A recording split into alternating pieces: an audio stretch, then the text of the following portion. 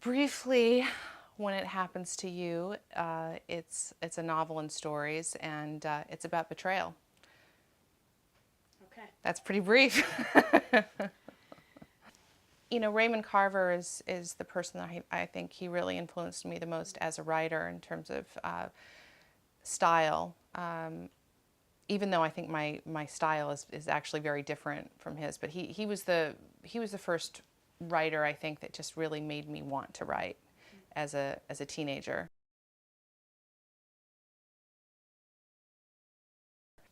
I've always considered myself a New Yorker because it's always where I wanted to live. Ever since I was 13 years old and I went to New York for the first time, I thought this is it. This is where I want to be. But I can't deny that I'm a Californian. I think when you're raised in California, I mean, you're taught the Donner Party, in school.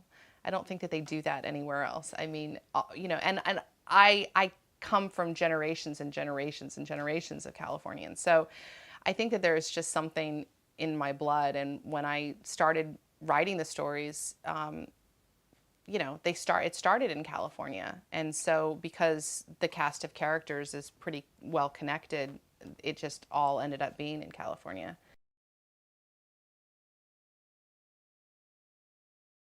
As a writer, I always feel much calmer when my characters are in the most turmoil, which sounds so messed up.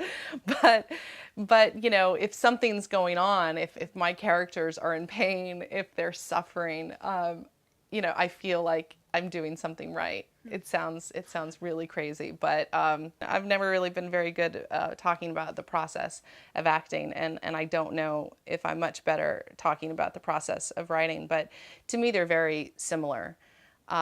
Once I'm in there and I see the characters and I hear them and I hear the conversation, I'm just in it, and it does feel like acting.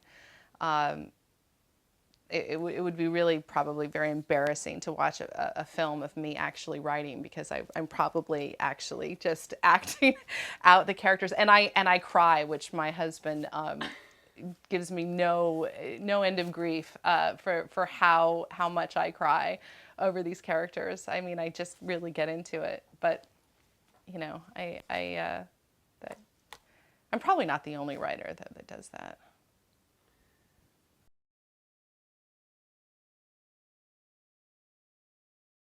I can't imagine not being grateful to somebody who's making my work better.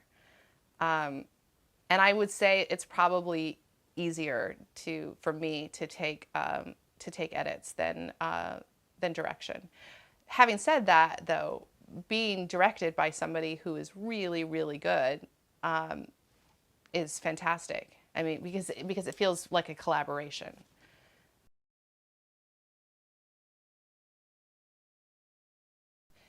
I think the best advice that I could give to any writer is to just show up and do it, and to stop making excuses. And what separates writers from non-writers are that they're just actually doing it. People always say, every time I mention that I'm writing a book, or my husband's mentioned that he's a writer, everybody always says, "Oh, I have this great novel that I should write. I have this great."